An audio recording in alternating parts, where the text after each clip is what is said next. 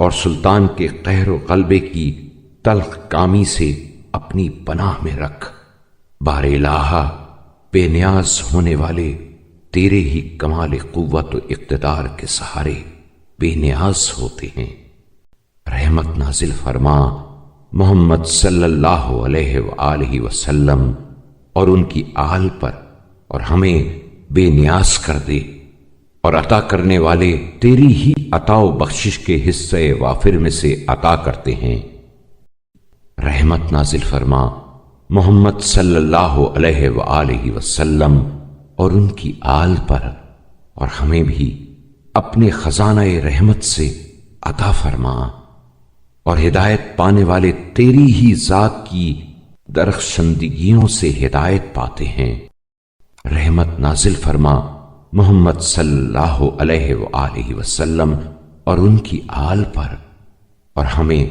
ہدایت فرما۔ بار الہٰ، جس کی تو نے مدد کی اسے مدد نہ کرنے والوں کا مدد سے محروم رکھنا کچھ نقصان نہیں پہنچا سکتا، اور جسے تو عطا کرے اس کے ہاں روکنے والوں کے روکنے سے کچھ کمی نہیں ہو جاتی، اور جس کی تو خصوصی ہدایت کرے اسے گمراہ کرنے والوں کا گمراہ کرنا بے راہ نہیں کر سکتا۔ رحمت نازل فرما محمد صلی اللہ علیہ وآلہ وسلم اور ان کی آل پر، اور اپنے غلبہ و قوت کے ذریعے بندوں کے شر سے ہمیں بچائے رکھ، اور اپنی عطا و بخشش کے ذریعے دوسروں سے بے نیاز کر دے، اور اپنی رہنمائی سے ہمیں راہ حق پر چلا۔ اے معبود،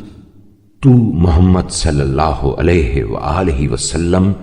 اور ان کی آل پر رحمت نازل فرما،